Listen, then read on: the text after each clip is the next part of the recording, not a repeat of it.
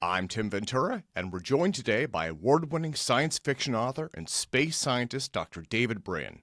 In addition to writing dozens of best-selling novels and short stories, some of which have been adapted for film and television, David is a 2010 Fellow of the Institute for Ethics and Emerging Technologies, helped establish the Arthur C. Clarke Center for Human Imagination, serves on the advisory board of NASA's Innovative and Advanced Concepts Group, and does futurism consulting for diverse organizations, including the U.S. Department of Defense, Procter & Gamble, SAP, Google, and many more. David is the winner of numerous awards and honors, including the prestigious Nebula, Hugo, and Locus Awards for Science Fiction, and holds a PhD in space science from the University of California. So David, welcome back. It is always a pleasure and a true honor to have you with me today again. Well, terrific, Tim. I hope you can hear me all right. Way down in the lower left corner of the continental United States, where everything loose rolls down. Fruits, nuts, flakes, random ball bearings. Anyway, so let's explore the future. Right over my head there in the image is a globe of Venus, one of my book covers for my novel set on the sun called Sundiver. So we have, we're already on a interplanetary theme. Yeah. Well, I cannot thank you enough for joining me today. So I saw Dune 2 last week, and as I mentioned before we started recording, I have been binge watching Foundation Season 2, but this makes it the perfect time to talk about these two. And I actually found an article by Tim O'Reilly where he compared them. This was way, way back when. So he was comparing the novels, right? Not the adaptations, but I thought it would be great to talk about these. So Dune 2 is currently in theaters. Foundation just finished season 2 on Apple TV. There is another season on the way this fall. I guess they've confirmed that. So I wanted to start by asking what your thoughts are on the new Dune movies and the Foundation series, and how well these capture the vision of the original science fiction authors, Frank Herbert and Isaac Asimov. Well, let's put this in context. Well, first off, the commercial plug, and that is that I wrote the intro to the new collector's editions of Dune and God Emperor of Dune, which have just been released, and they're only for those with some folding money in their e-accounts, because these are lavish, gorgeous two-color pages on acid-free, recycled, Smith-sewn bindings, special slipcases, all that sort of thing. So people can look out for them, or I'll provide you with a link. But in any event, in these intros, I pointed out a number of things about Frank. I did know Frank Herbert. I did know Isaac Asimov. I wasn't as close to them as I was to Ray Bradbury, who went to the same high school as me. 30 years difference, but still the same high school.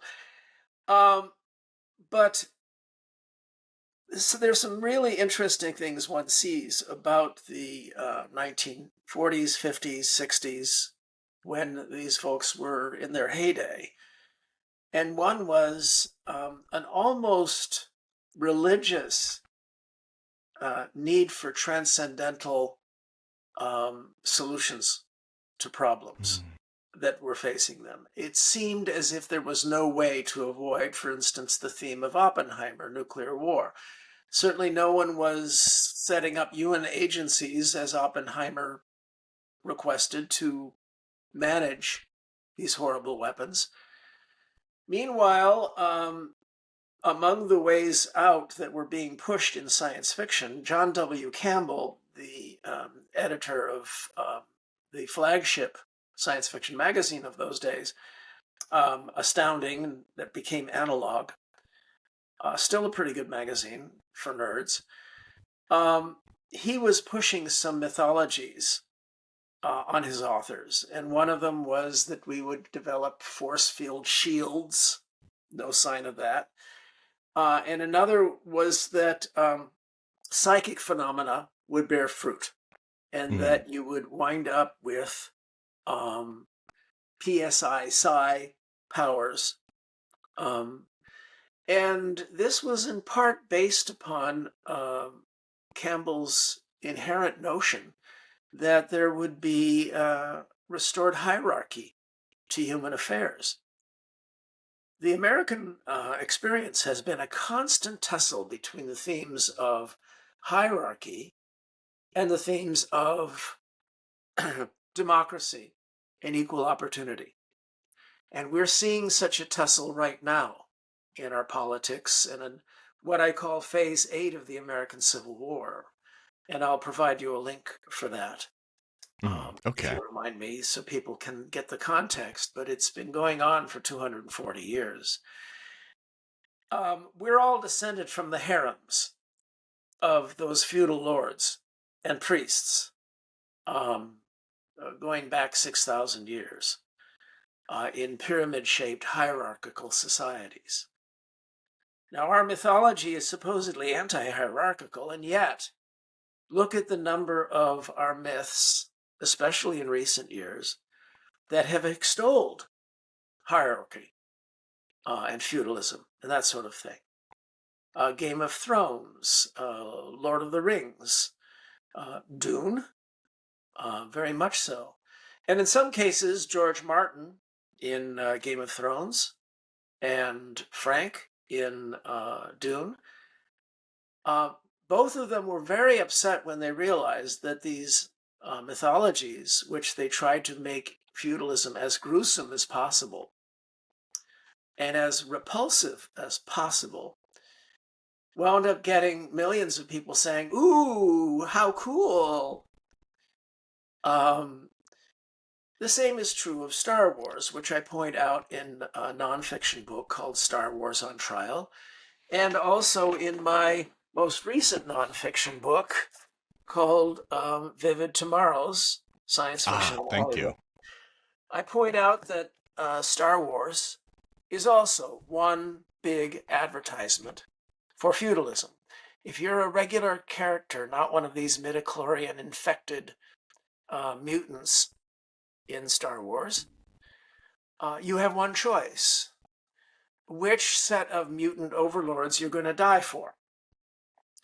And we are encouraged in the movies to root for the pretty ones. The same is true in Tolkien. We root for the pretty ones who are a little egalitarian in the way they treat people. You know, Aragorn has a common touch. He'll have a beer with you while deciding whether or not to execute you on the spot.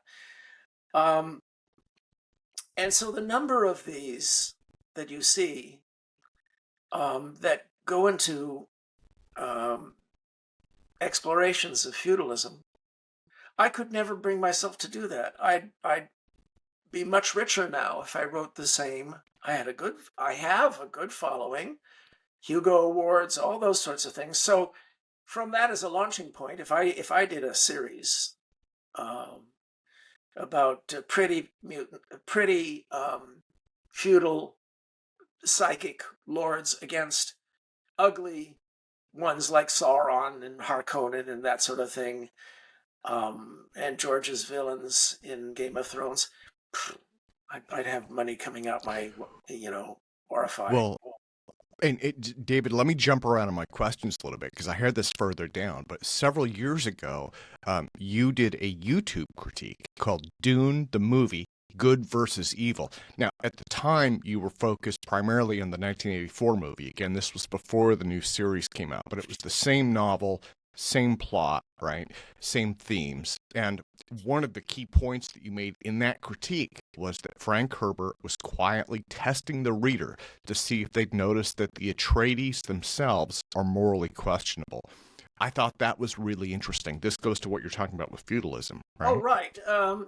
Both Dina De Laurentiis, in having the Atreides wear costumes that were kind of like Nazi brown shirt costumes. I mean, this was taken to the extreme in the movie version of Starship Troopers, where the director has this very interesting conversation with Robert Heinlein. Now, I actually quite liked it, not only as an adventure thing, but to watch this conversation, because all the characters' words that they spoke were straight out of Heinlein. And the visuals were straight out of the director's responses to Heinlein. So you got this creepy quasi-Nazi, but not entirely Nazi, because what's happened he makes clear in Starship Troopers is we've solved all of our internal problems. The Grand Marshal of the human empire military is a short, dumpy black woman. Men and women troopers have showers together and don't think twice about it. So we've expanded. We've done what we're doing now. Expand the circle, the Great American Project. Expand the circle of inclusion. But in the Starship Troopers, we haven't included bug aliens yet.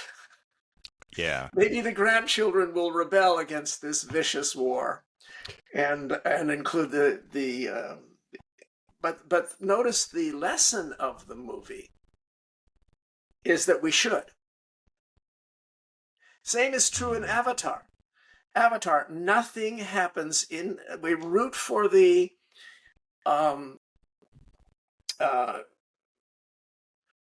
natives because they're being invaded. But also we root for the dances with wolves, patronizing primitivism of the natives against the evil human invaders. And the thing that's unrealistic about Avatar is it never considers that people in that future would have seen Avatar. Or movies like it. None of those guilt trips that Avatar is representative of, emblematic of, have ever been seen by any of the human invaders in that movie. But back to Dune. Go ahead, please.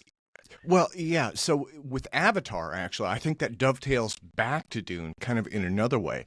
My interpretation of Avatar was that it was basically trying to tell or retell a conflict story between, early American pioneers and Native Americans, right? Yes, dances with very, very, very, very, very, very, very, very tall Smurfs. Yeah. Well, but then what's interesting about that is bringing this back to Dune. Dune has this apparent comparison of spice to oil, and a large part of the plot involves repressed tribes of desert dwellers who rise up against foreign interlopers who are taking their natural resources. So there's a strong comparison. Lawrence of Arabia. And there are scenes in Lawrence of Arabia, like when Lawrence goes into town and meets the morally questionable Turkish general, that are very similar in Dune. So look, what I've said, I've established a couple of pieces of context. First off, that folks writing in the 40s, 50s, 60s felt helpless and a need for some kind of transcendent solution. So psychic powers, if you rent or just on YouTube, one of the best sci-fi movies of the 1930s, which was Things to Come, based on H.G. Wells's novel. You'll see that one of the ideas that was toyed with, and this was predicting a World War III-like aftermath before it was clear that there'd be nuclear weapons. It's a bit of a corny movie, but it's also quite beautiful and very fascinating. Things to Come. But the notion was that the transcendental thing that would happen then is technocracy. Mm-hmm. All the nerds of the world would get sick of the kings and the party politicians, and the nerds who actually have the power, the people who understand how things are done and how things are made, they take over. And of course, that is a notion that's overly simplistic and Um, most technologists and nerds don't like the idea in any event.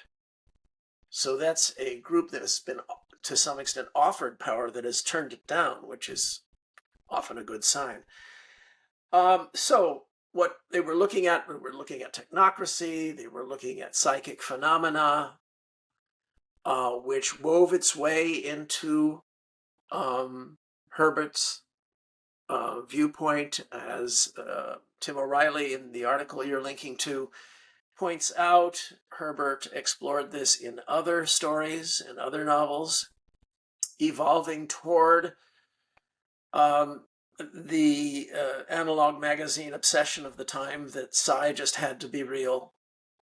And of course, as a physicist, I have to tell you that there are certain ways in which I'm open to certain aspects of that, but otherwise it's complete baloney. Yeah, and I think that was in Heinlein's books too, right? Didn't Heinlein use that a lot? Heinlein did, but Heinlein was making a nod to John W. Campbell, giving him what he wanted. Like, Heinlein had a book called Beyond This Horizon, which is one of his best novels, but the first half is crap because it's filled with what another of John W. Campbell's cult notions, that an armed society is a polite society. And so the whole first half of Beyond This Horizon is this garbage about how everybody's walking around with guns and is therefore very polite to each other. Well, that might happen if all the young toughs keep dying for 10,000 years. Then we'd genetically be more polite, but it's not happening now. So in any event, the second half of that book, Beyond This Horizon, you'll link to it, is absolutely fascinating intellectually, but Heinlein never made a big deal out of psychic stuff. Yeah. Now, if you take a look at this need for a transcendent notion, what happens is in Dune, but even more so in Asimov's ongoing Foundation and Robots universe. And by the way, I wrote the last book in Isaac's. You did. Thank you. Thank you for. And again, David, that makes you the absolute perfect person to speak about this. You wrote Foundation's Triumph, the conclusion to the grand saga of Foundation. And his widow and his daughter, Isaac's widow and daughter, were very, very happy. I tied together loose ends, even from obscure novels of his, like The Stars Like Dust, Pebble in the Sky, Caves of Steel.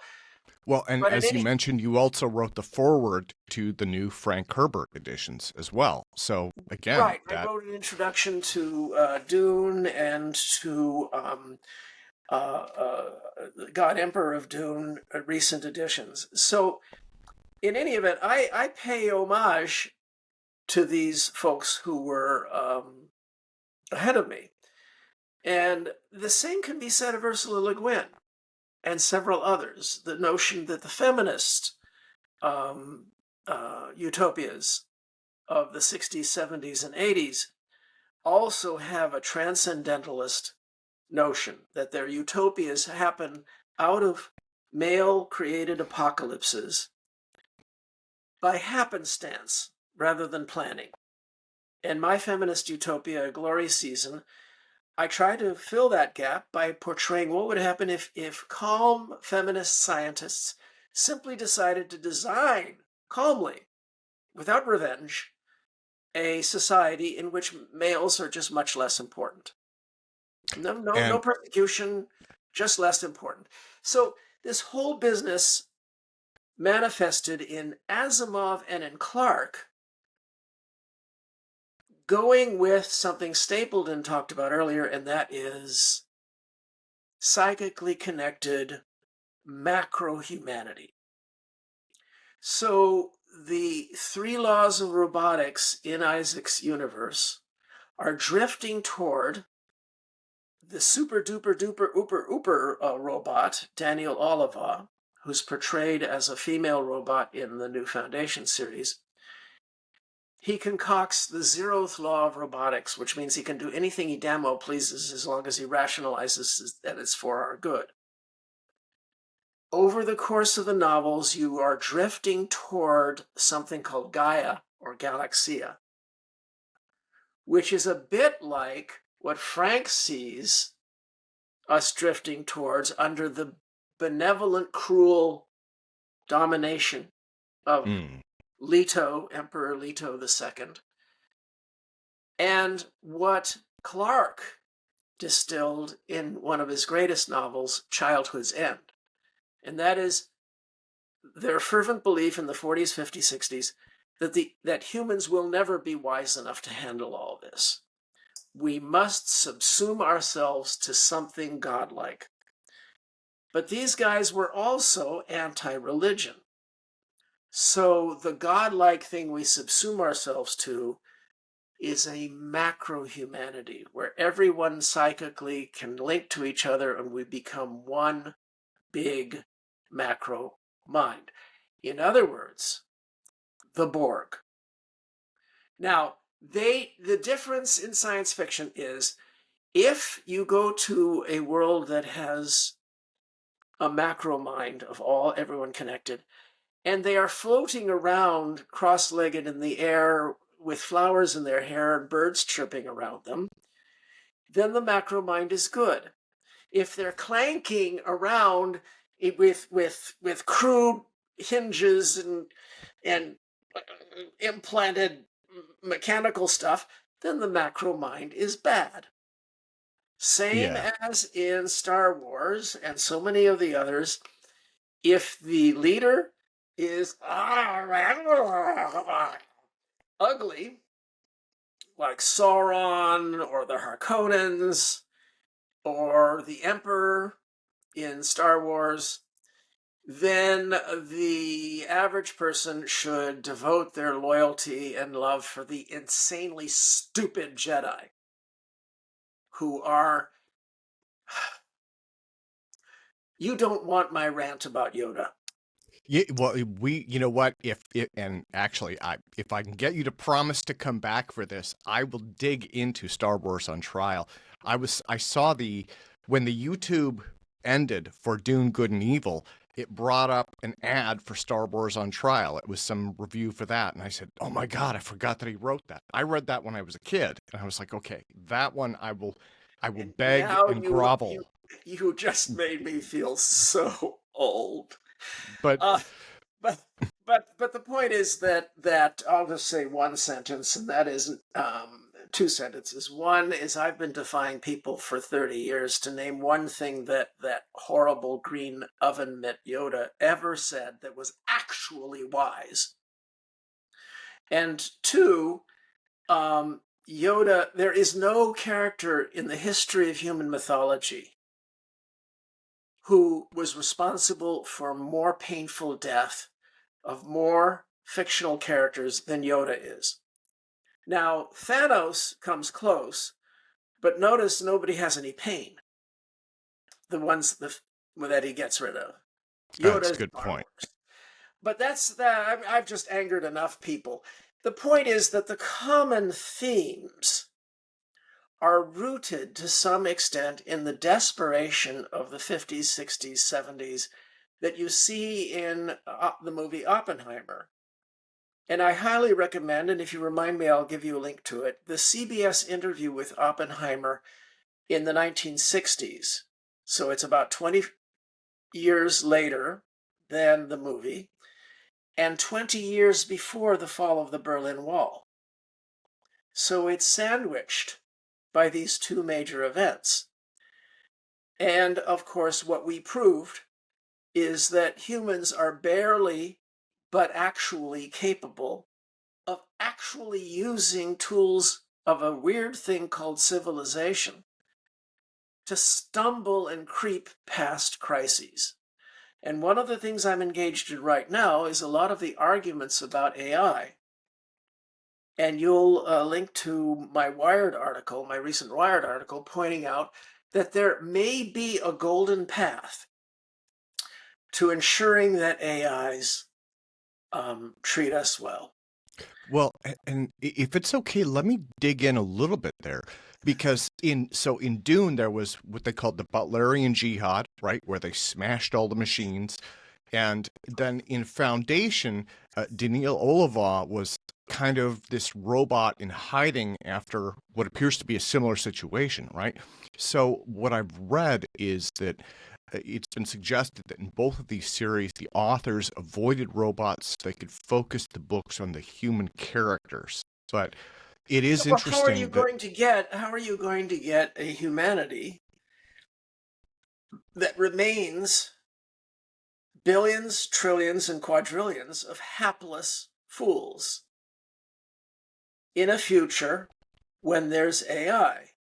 Now, Jack Williamson took this farther than Isaac did in his Humanoids series, where the robots are deep programmed to serve and protect us, and they become vastly smarter than us. So they hover over us at dinner, and then they take our knives away because we might accidentally stab ourselves. A generation later, they take away all the forks. Then they take away the spoons, and they say, "Here comes the airplane, open wide." And it's a chilling and a horrible future for us. Daniel and his what I call Giscardian robots in Foundation, they've left us to our own lives to some extent while manipulating things in our favor. So the 25,000 worlds in the galaxy are all pastoral, lovely planets, and we have a galactic empire that we think we control. But what's happened is the masters, there are 100 quadrillion humans. The masters are numerous, cheap, utterly powerless, and the servants are few and utterly in control. And that's the situation that I had to deal with in Foundation's Triumph. And I followed clues that that Isaac had left for where he was going next. And he was already questioning the notion of this Gaia, Galaxia, Uber, super duper mind. He was already questioning it when he died. And I took his questions to what I believe, and a lot of the readers believe, is the fruition of what's taking everything back full circle. But the point about Dune is that Frank was kind of upset, as has been George Martin, that he cannot make the feudalism loathsome enough to drive people away from feudalism, to conclude instead, what they've basically accomplished is what Orson Scott Card deliberately accomplishes in all of his works, and that is praising feudalism. You won't find an Orson Scott Card novel, and one of them is in all the junior high schools of America, that doesn't propagandize against citizenship, democracy, everything in the Enlightenment experiment. But he's extremely gifted. He's a very, very gifted writer who's really, really good at extolling the notion of feudalism and demigods. Well, so again, going back to our comparison of Dune and Foundation, and this goes back to Tim O'Reilly's article, and I'm going to link to that as well. It was a book. It was Frank Herbert, and I believe this was chapter 5. I believe it was Gods and Rogues. He had said, Dune is clearly a commentary on the Foundation trilogy. Herbert has taken a look at the same imaginative situation that provoked Asimov's classic, The Decay of a Galactic Empire, and restated it in a way that draws different assumptions and suggests radically different conclusions. The twist that he introduced into Dune is that the Mule, not the Foundation, is his hero. So would you agree with that? Do you think that Frank based Dune, at least in part, on Foundation? Well, I think that these, as I said, these themes were really running through, and I really I really am impressed with Tim O'Reilly for making that connection, especially the notion that Paul Atreides is the Mule. Yeah. The equivalent of the Bene Gesserit in Dune is the Second Foundation, which is trying to Okay. manipulate things behind the scenes toward a happy outcome for all, but leaving them in charge. And I deal with that in Foundation's Triumph. In Isaac's last books, you have to remember that Isaac was the Jewish Russian refugee born in Russia, raised in his father's candy store in Brooklyn, and about as American as apple pie, and yet tempted by the same ideas. So Isaac kept having a conversation and an argument with his 1 decade earlier self. So first in Foundation, he treats humanity as gas molecules, because this is a nerd going for his chemistry PhD. So he treats humans as predictable gas molecules by statistical mechanics. Then what he does is he realizes that there would be perturbations in the plan. So then he introduces the Second Foundation, which is a bunch of nerds like him, because he's become a professor now, who are guiding things. But then he realized that he's created essentially a genetic aristocracy, which is what he and his parents escaped from in Russia. So he starts thinking about how to make sure that the genetic, powerful, super psychic Second Foundation is temporary. So at this point he did something that made us very angry, us fans of his in the 1970s. And that is he wove the robots and Foundation universes together. Okay. And he spent the next 30 years explaining why it made sense. And it never made any sense. I mean, in the 1990s, we built robots. All right, we're doing it in the 2020s now. But 25,000 years in the future on 25 million planets, nobody invents robots. Well, in order for that to happen, Daniel has to have a big cadre of follower robots going around suppressing the invention of AI. Yeah. And I go into the logic behind that in Foundation's Triumph. And how Daniel's plan is, he knows this won't work for much longer.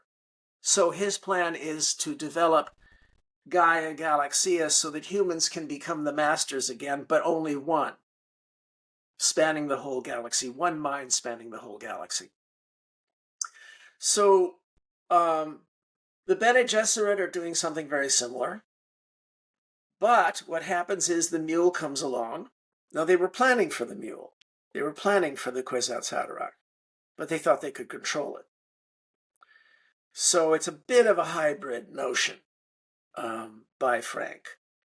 But then again, Tim O'Reilly's very bright.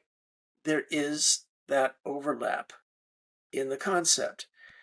And what happens is, the 70s turn into the 80s, and we've started distilling some of these notions and realizing that maybe we need to move on. Like in my Uplift universe, I'm not the first to portray humanity meddling in other creatures to bring their intelligence up to participate in our civilization. H.G. Wells did The Island of Dr. Moreau. Cordwainer Smith, one of the greatest of all science fiction authors, certainly one of the greatest word craftsmen, has The Underpeople, where all sorts of animals have been uplifted to be servants. Pierre Boulet, The Planet of the Apes. But in all cases, these were morality tales that the plot winds up shaking fingers saying, you're going to turn them into slaves. Don't do that. That's not nice. So when I started writing Uplift with Sundiver and Hugo Award, Startide Rising, Uplift War, I said, that's been done. Those lectures, don't turn them into slaves, have been done. What if the people who wind up uplifting animals have read these books or watched these movies? Well, then they wouldn't do that. They would try like Californians uplifting dolphins would, and I portray this in my novel Existence. The trailer is actually loads of fun. It's the most fun you'll have in 3 minutes with your clothes on, so I'll give you a link to that. The in my Uplift universe, we have learned from the finger wags of earlier science fiction authors. And therefore, Okay. we try to uplift these creatures to be fellow citizens. But still we'll make mistakes. Still there will be pain. So if you want to explore the plausible in science fiction, sometimes you have to accept that the earlier warnings were heeded. And that's what Cameron does not do in Avatar. Well, it's a self-aware plot, right? And in a sense, I'm going off the rails here, but the movie Scream, the series Scream, right, where it's a horror movie that's aware that it's a horror movie, and what you're talking about is kind of the same thing. It's a science fiction novel that takes into account earlier science fiction. Right, and I talk about this in Vivid Tomorrows, about how we are probably alive today because of science fiction warnings about nuclear war, On the Beach, Failsafe, Dr. Strangelove, Testament, War Games, all of which had some effects on nuclear weapons policies. And we might be alive today because of that. The China Syndrome, all these movies about diseases that helped to, the CDC admits that they were informed by these movies and made adjustments in policies. Above all, two topics, and that is Soylent Green and all those evocations of ecological disaster that Frank also dipped into in Dune. These recruited millions of environmentalists, and we might skate by because of their political influence. And of course, the granddaddy of them all, George Orwell's 1984, which all sides of the spectrum use as their metaphor for creeping tyranny by their opponents. The point is that science fiction has a job to do, and when it does that job well, it's called the self-preventing prophecy. It helps to prevent the chilling prophecy that it portrays. Science fiction in Hollywood also does some bad things, like the lesson, no institution can be trusted and all of your neighbors are sheep. Yeah. And it does these because it makes it easier for the director to have a movie and keep their hero in pulse-pounding jeopardy if they can't get help. So if there are Well, no institutions that are going to help you, you can keep the hero in pulse-pounding jeopardy for 90 minutes. And if they can't knock on a neighbor's door, knock, knock, knock, hello, I'm being chased by bad men, well, you try that. If you're being chased by bad men, you knock on 3 neighbors' doors. One out of those 3 is going to say, hold on a second. Shh, shh, let's go. so in terms of Hollywood science fiction, here's one that maybe you can help me with. To me, it makes no sense. The Terminator is supposed to be a warning, right? It's kind of a retelling of Mary Shelley's Frankenstein, but it is also a warning against AI controlling killer robots. And yet, every defense manufacturer in the world is rushing towards this. So instead of looking at this as a warning, they're looking at it as a blueprint. That's the impression that I get. I'm not so sure about that. I would wager that Skynet is at the back of the minds of a great many of the people involved in all of this. I'll bet if you look at both the software and the on-off switches, cut-off switches, and especially the wall plugs for the rechargers, all of them are within reach of a living human. I believe that that Terminator has undoubtedly had effects. As a matter of fact, I've talked to a couple of serving officers who say they bear it in mind. They just can't afford in the modern world not to move ahead with this new technology of drones, Okay. which is keeping Ukraine alive.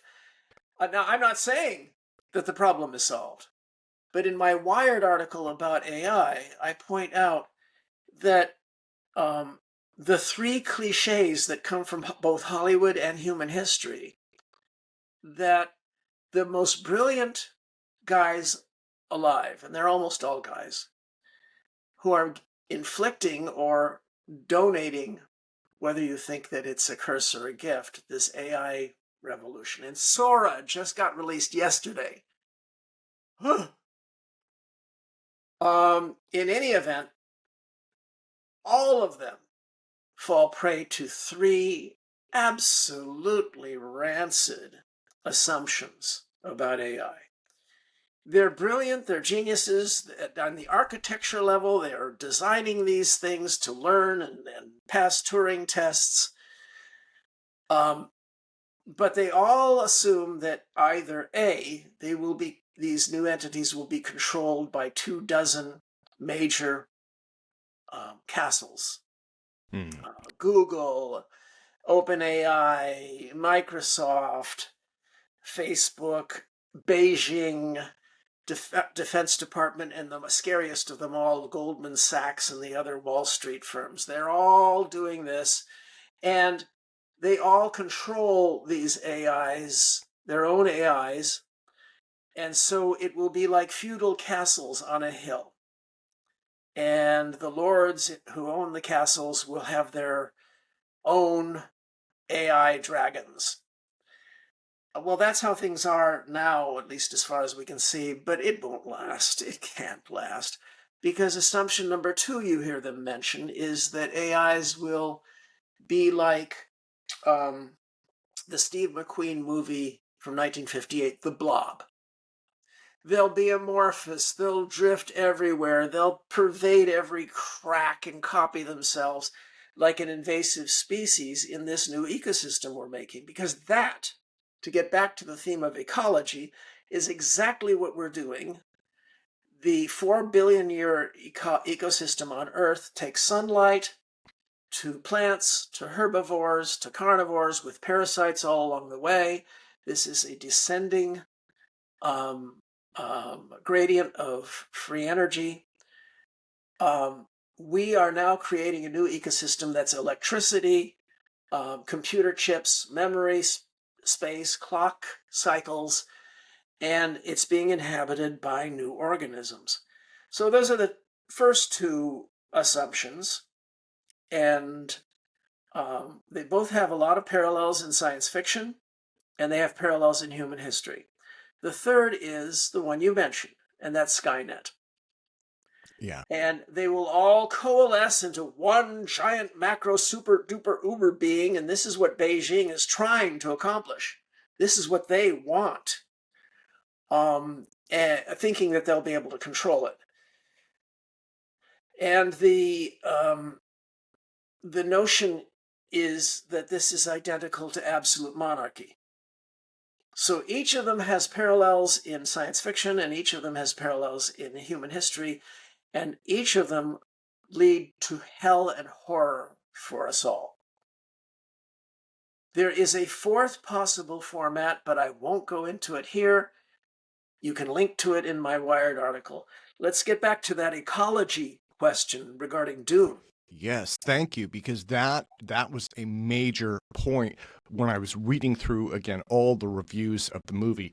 They put that out there. The ecology of Dune was incredibly detailed and well developed, and he drew, I guess, from the Bedouin tribes, right? And and then he drew, actually, in terms of language, they said that he drew from a number of different references, a lot of Islamic words, and a lot of things that were kind of somewhat changed, right? Right. The Islamists are either very pleased with Dune or extremely angry, depending upon many aspects. But the ecology thing fascinated Frank, and he was very much interested in that. How did Arrakis become what it became? And so he invented the life cycle of the sandworms. Then he realized that if he's going to transform Arrakis into a watery world, which he does by the time you get to God Emperor of Dune, the water has to be somewhere. So he invented this kind of creature called sand trout, which basically have sealed off the oceans of Arrakis, buried under the sands. And so breaking that water free turns Arrakis into just another damn boring water world, which I found kind of sad, actually. So there are no sandworms, but the Emperor does this in order to maintain his monopoly on spice. But in any event, Frank was very interested in the ecological aspects. We've covered the psi or psychic phenomena aspects. And of course, the thing I talk about in my older podcast about Dune is the assuming of the point of view of the character. And that is that if the audience is drawn into the point of view of the character, you can get them rooting for things that are not in their own best interest. You see this over and over in Game of Thrones. Orson Scott Card is a master of it. Sometimes one wonders what Sauron would say if he were put on trial, because the elves are the ones who actually made things horrible on Middle-earth.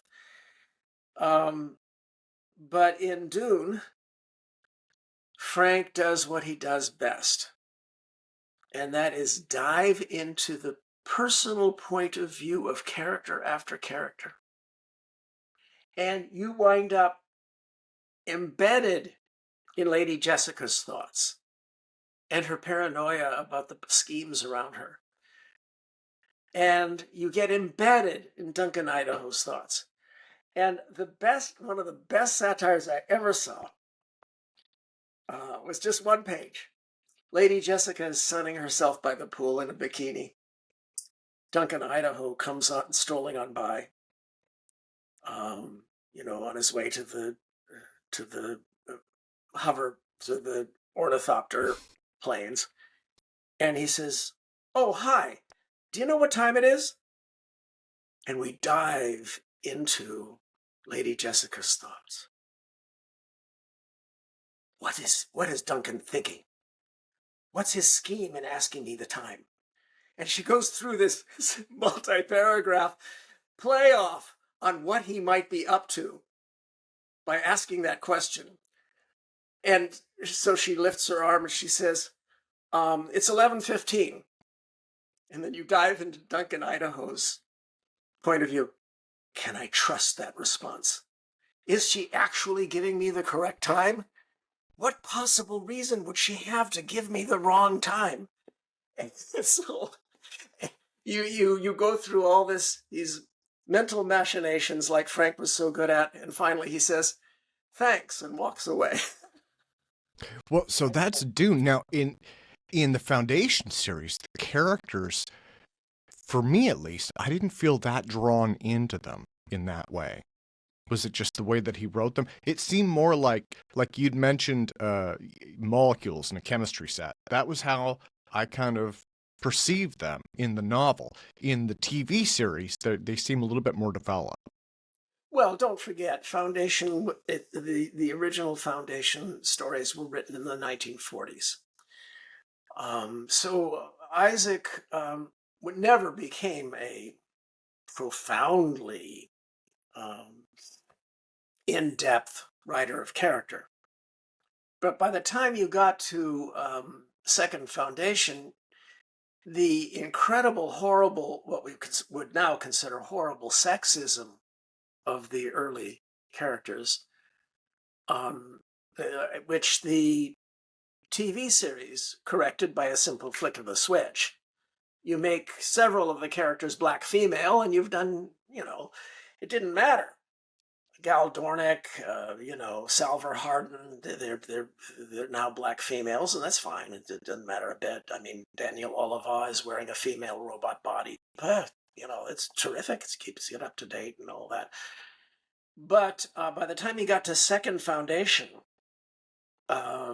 he gave us, in the 1960s, two of the breakthrough female characters. Now, by our present standards, there's nothing much to them.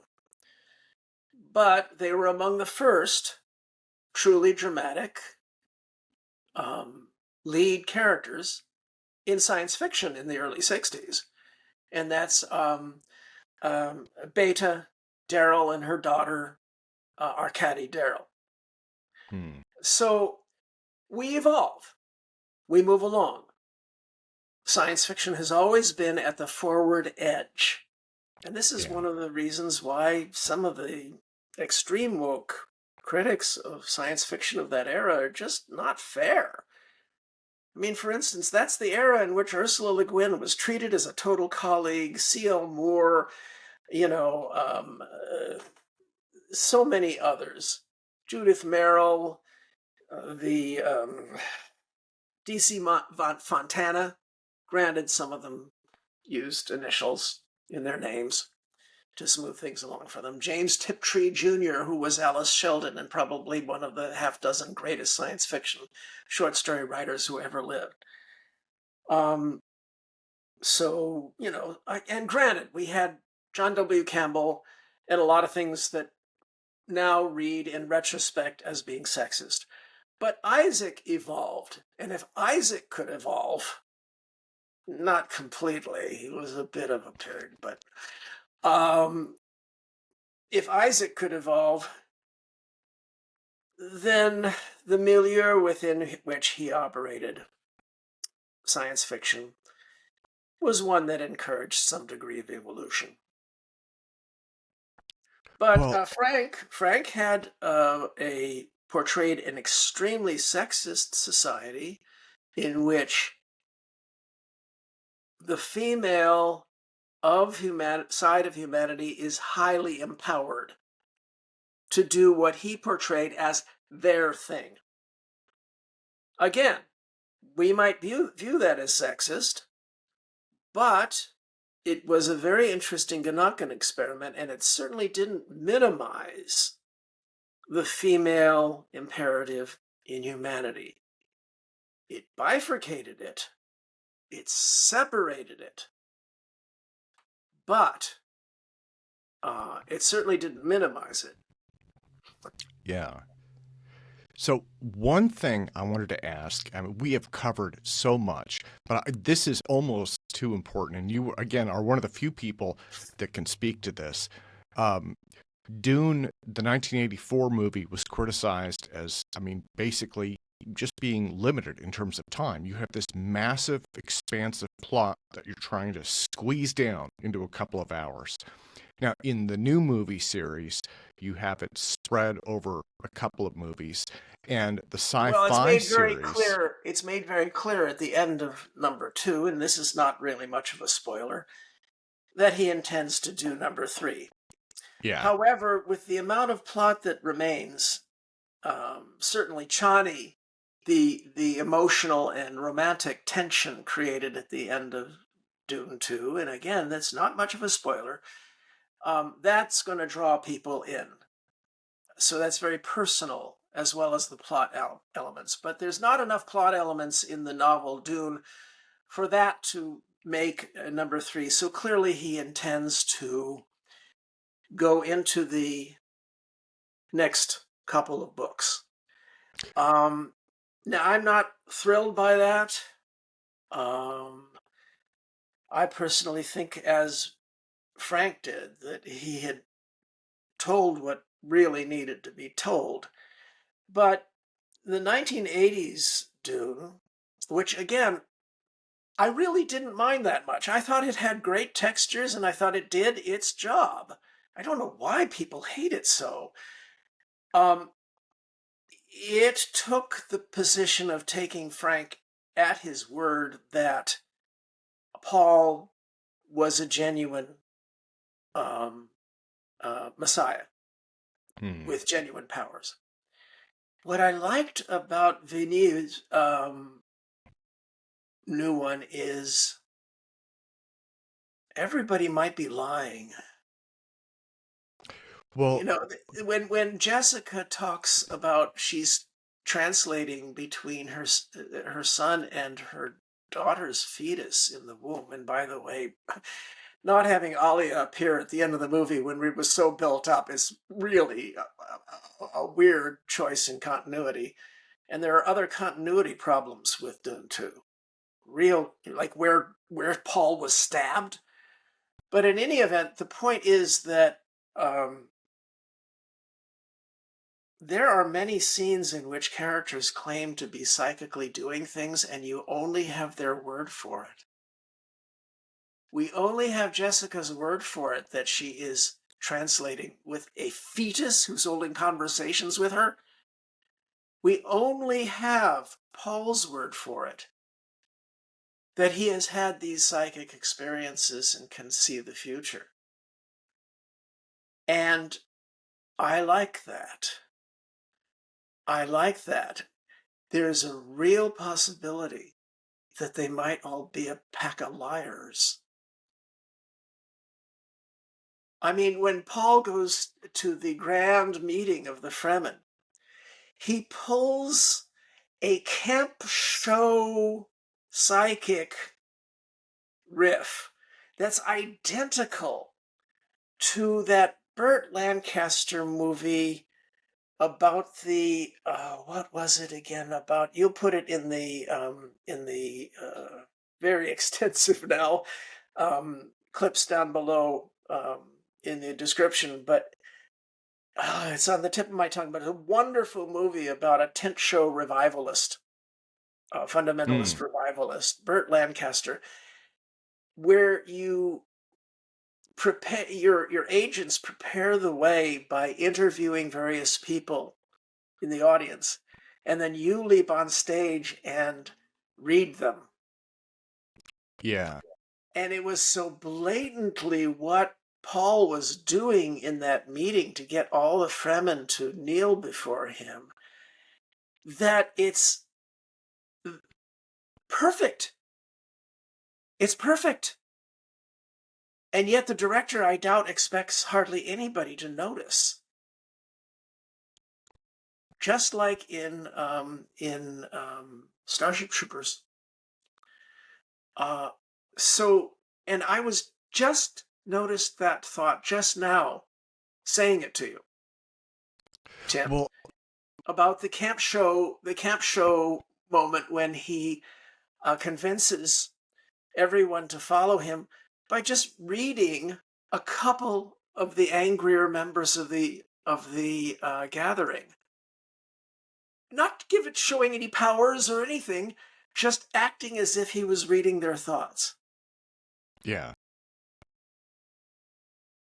So So the fact that he chose to leave it ambiguous, not only whether Paul is even a good guy, but whether or not he actually has any of these powers, I think is a fascinating choice. And I'm wondering if DV will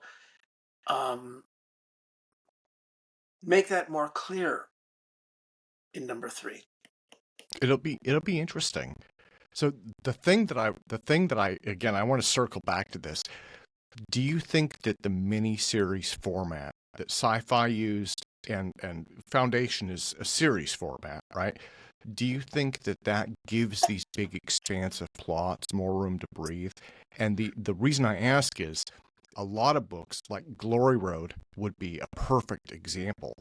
I don't know if you could squeeze something like that into a 2-hour or 3-hour movie, but if you had a miniseries to work with, do you think that that might open the doors to some of the larger, just more immersive plots that are out there, like many of your books? Well, I mean, did you mean Glory Road, a fine novel by Heinlein, or did you mean Glory Season by Glory Season by David Brin. That was the one I was thinking of. my feminist utopia? they're both. Although I love Glory Road. I read Yes, that they 10 both they times when I both was a would kid. make fine works. Warner Brothers is pondering whether or not to make a miniseries out of the Postman as we speak, and I'll believe it when I see it. I think it would be great, by the way. Well, the thing, what I remember from Glory season was, and the part that caught me was, it started so deeply with character development that you got into it, and then you didn't realize, for me at least, there was this realization much later on that it was science fiction, I guess, if that makes Which one's sense. this? The Postman? No, I was thinking Glory season, right? Oh, Glory You, Season, right. No, Glory Season has more, is my one work with more of that, and The Practice Effect are my works with a more of a sort of a fantasy feel, yeah, though they are definitely science fiction. it, And it one of it the differences, transitioned later though. That right, was that was yeah, one of the big differences between fantasy and science fiction is not the furniture. Star Wars has all the furniture of sci-fi, and yet it's blatantly an extreme fantasy novel because, again, um, it declares openly and repeatedly that regular humanity and all the aliens have no choice but to tumble into feudalism. Science fiction almost always implies there's some kind of a choice here. mm, So the the but in any event, yeah, the miniseries is is working for Foundation. They had to add plot elements. Most of the ones they added, like the Clone Emperor, are fine by me because they could have been happening off stage and just Isaac never mentioned them. yeah, The thing that that upsets me about the Foundation series is that they had to pull forward all the psychic stuff that should have waited for the Mule, yeah, because the psychic stuff destroys Harry Seldon's notion of computable human sociology. They try to fabulate it away in the series, but the fact of the matter is they are Hollywood people, so they cannot write a series without a couple of protagonists who make all the difference, which is utterly the opposite of everything Isaac Rose wrote about. So that's my complaint about that. The 1990s, or was it 2000s, miniseries of Dune with its lavish costumes, um, they tried hard to get into the cross into Dune Messiah and God Emperor of Dune and all of that. I just didn't find it all that interesting. It was all just court politics and betrayals and things, and I don't think that was Frank's central point. As I said, Villeneuve, he is doing sort of what was done in Starship Troopers, and I think he is interrogating Dune and leaving things ambiguous, which I believe were also ambiguous in the novel. Now, the novel is set in a future in which humanity has destroyed all AI and makes it an utter religion to always destroy all artificial intelligences. Putting aside how you could possibly do that,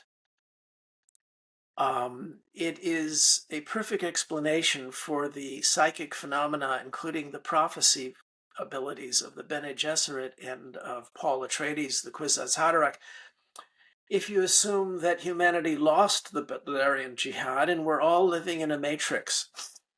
And the AIs, therefore, within the context of the matrix, can provide anybody they choose with predictions that come true. I mean, it's easy to do in a simulation. yeah. But that No, I'm raises, I'm sure. I'm trying to think about how many different science fiction series, because we just brought the Matrix into it, right? And we had the Borg earlier, and so yeah, we've got a lot of stuff going on here. Oh, well, we're spanning the length and breadth of one of the subgenres of science fiction, and I talk about it in Vivid Tomorrows, how we have both been saved by the science fiction that chided us and made self-preventing prophecies, and we have been sent into some kinds of hell by Hollywood's relentless attacks upon our faith and our ability to have institutions that can solve problems, and that our neighbors are resources that you can knock on the doors. Maybe it might take 5 doors. Within 5 doors, I promise any of you out in the audience, within 5 doors, you'll find somebody you can rely on. And Hollywood never, never, ever portrays that, because it makes things inconvenient to the director if the hero can get help. If the hero can get help by dialing 911, and skilled professionals leap to her aid. Even if part of the government is evil in the plot, there's other parts of the government. Since when is e pluribus unum anything but a phrase on our money? Yeah. So in any event, let's see now. We covered a whole lot of stuff. Oh yeah, there's something going on that in AI that might offer us another soft landing regarding AI, and I'm raising this. I can't see anybody else raising this issue, and that is the movie Rain Man. We all know by now that about 5% of autistic people have their pain moderated by a gift of some kind. They're called savant traits, and it was depicted in Rain Man. If somebody spills matches on the floor and he says 128 matches, he can do instant calculations. There's some amazing savant traits. And Frank Herbert tells a story about how he had a savant or psychic episode once in his life that seemed to prove something to him. When I was a junior at Caltech for about 6 months, it happened suddenly, and then it went away after 6 months. For about 6 months, I knew what time it was. I simply knew what time it was. Now, that's not much of a savant trait, but it was enough to convince me that these things should be accessible in some way to normal humans, if you call me normal. But the point is that and there are some people who have fairly normal careers, lives, families, who have a savant trait over on the side. So we know it's possible. And it could possibly be part of us developing some of the powers, like Mentat powers in Dune, that might help us to keep up with or be of value to AIs, making some kind of treaty or synergy that I've portrayed in some science fiction stories, especially in The Best of David Brin. I won't pick up my collection there to show you. But the point is, this occurred to me just 3 weeks ago at a conference in Panama about how to keep AI beneficial. For at least 4,000 years, gurus, priests, meditating people have explored human mental states, and they have inarguably achieved certain amazing things: control over their bodies, serenity, an ability to care less about the world, maybe. And yet I see no sign, and I'm not super educated about this, by the way, but I have seen no sign that the gurus in their explorations of human mental states were ever triggering these autistic savant traits. Being able to calculate the number of branches on a tree by looking at it. Well, and I met 6-year-old boy who had read geography books, and it was my ex-wife's Montessori school. He had memorized every capital city in every province in every country in the world.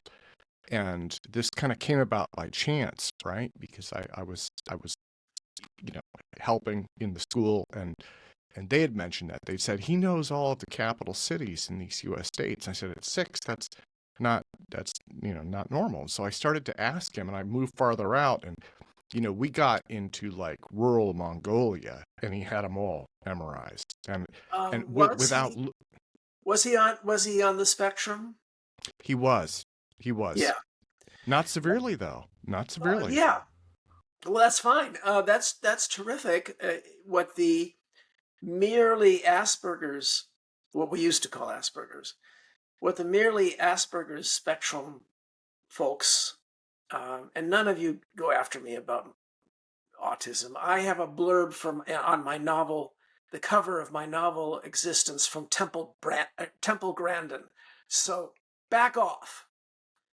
In any event, what we're learning is that the spectrum doesn't. You don't have to be extreme on the spectrum to get these things. Yeah, it's what I think neurodivergent. I like that word. Yeah, It's yeah, that's pretty good. But the point is that um, these these abilities may be something that we can find a way to bottle or have access to that would help us to keep up with or be of value to super intelligent AIs. It's one possibility that I raise in some places, not the Wired article you're going to be linking to, but other places. But it occurred to me 3 weeks ago that, oh my God, we're probably not going to be able to do it simply by thinking, because the gurus have been poking at mental states for 4,000 years at least. And I know of nothing to indicate that they triggered massive calculability or massive memory yeah, of things in the real world or any of these traits. Now, it may be that they did and they simply didn't value it as much as they valued floating above a tatami mat and going, But in fact, that 4,000 years would suggest that it's mechanical, that it may have to do with Roger Penrose's notions of quantum accessibility outside the skull, um, using quantum effects in our neurons, and that the gurus would not have had access to that because their explorations were purely mental and had no physical aspect to them, other than mm, drugs. Of course, Carlos Castaneda, all that stuff that helped to warp you because my generation took all the peyote. yeah. I was thinking of the Beatles and Yellow Submarine. So Right, right, right. So, but other than the drugs and the mental states, it may take something else to tune our antennae to do this. And if we do, remember, you heard it from Grandpa. well, David, on that note, let me thank you so much for your time. It has been a true pleasure and absolute honor speaking with you. I will put all of those links in. I'm going to rush to actually get this published today. I'm really excited to have this one up. Well, let I, me know if any of the links, if you don't have any of them, I'll be happy to supply them. okay, so I will put that up there. And I'm not going to ask. I just want to say the word Stargate. That way we've covered all of the major fiction franchises. Star But Trek, too. oh, Both of which fall into my ballywick. Those have been optimistic about civilization. Yeah, about although a not project. Kirk, not Kirk, because Kirk is a sexual harassment lawsuit just waiting to happen. Oh So yeah. But the Federation is an important topic in Star Trek, and that's all I ask. The notion of governance and institutions and neighbors are topics in Stargate and in my novels, and that's all I ask. I ask just that we talk about it, because this is our superpower. This is our superpower, the civilization that this year in 2024 we are going to have to defend. So do that, okay, guys. David, thank you again so much for your time today, sir.